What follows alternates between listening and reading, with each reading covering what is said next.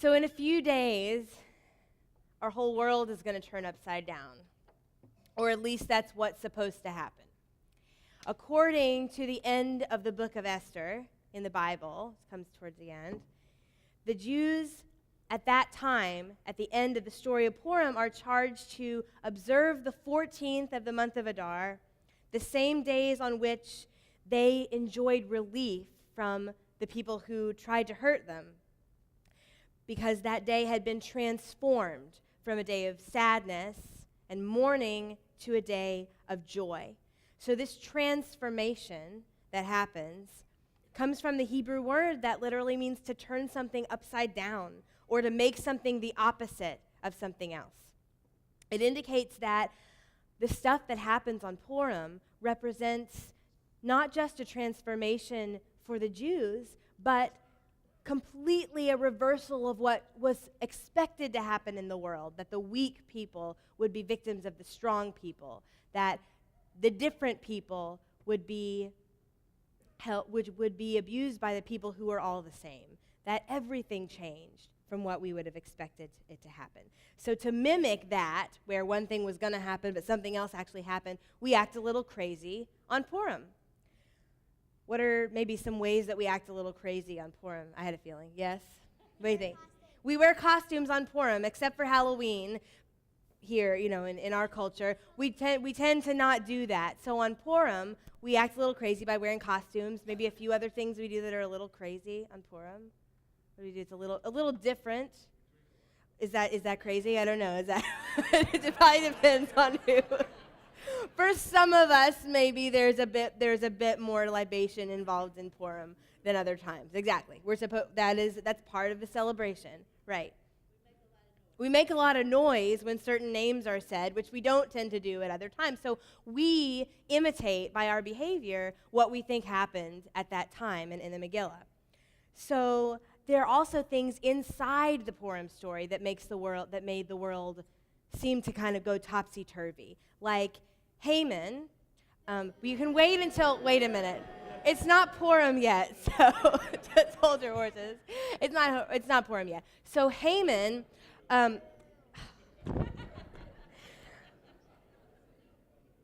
he thought he was going to hang all the Jews, but actually he was the one who hung from those gallows, right? That turned things upside down from what was expected.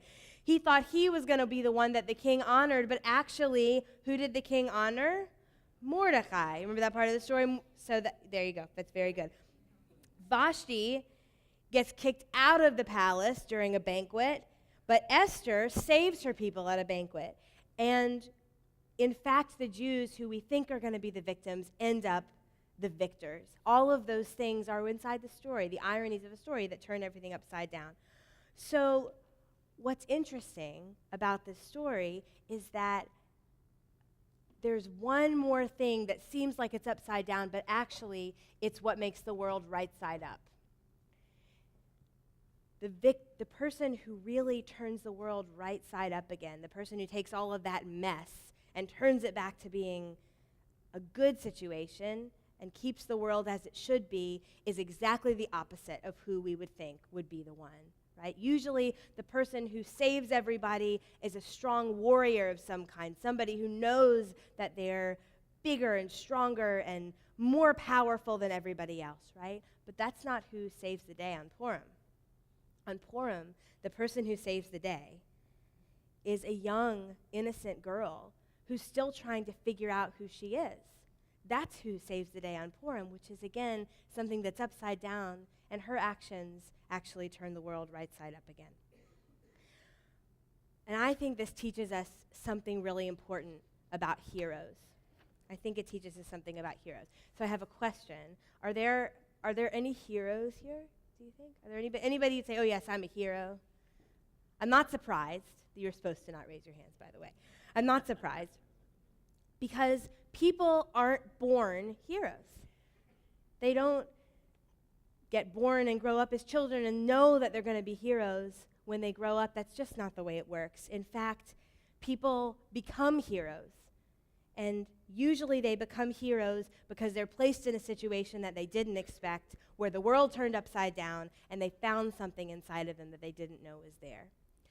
If you read the Megillah, in the very, very beginning of the book of Esther, we actually don't hear Esther talk at all. Her voice is absent from the Megillah, which is surprising because it's her name is on the book, right? You'd think she'd be talking all the time, but she doesn't. But how much she talks grows later in the book. And I think that's telling us something about how she became a hero.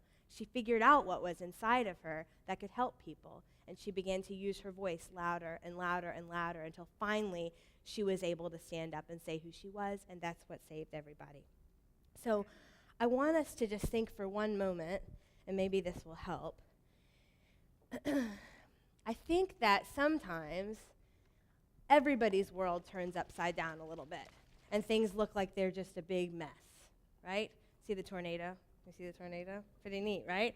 So I want us to think about some way that our world was turned upside down this week. And I know that for some people who are here in the midst of mourning, that your world was turned upside down in a really dramatic way. And that is one of the ways that the world shocks us and turns our world upside down. But there are other ways as well. So what are some ways that the world turned upside down this week? Maybe did anybody lose something? And you had to look all over for it and you were late because of it? Really? What about what? Well, we had the curriculum fair, which made everything crazy. Okay, so you just had a disruption to, sounds like your regularly scheduled programming, right? And Yep. in a few weeks, we're gonna have our program. In a few weeks, in the past, our mom lost her passport. Okay, so she probably, doctor's like, what are you talking about? So she probably felt like her world was turned upside down, right? There are probably things there. Has anybody get lost this week driving anywhere? I did a few times, and it felt like things were a total mess when that happened, right? The world actually turns upside down for us all the time. But the question is, what can turn the world right side up again? And I want us to think about this for just a moment. Where did my other one go? Here it is. I want us to think about this for just a moment. Because what does Purim tell us? What turns the world right side up again? When you find something inside of yourself that lets you let the light in, that lets you be of help to somebody else, that lets you find your strength. And so here's the world upside down. Sadie, since this is a ladies' holiday, would you hold that up? And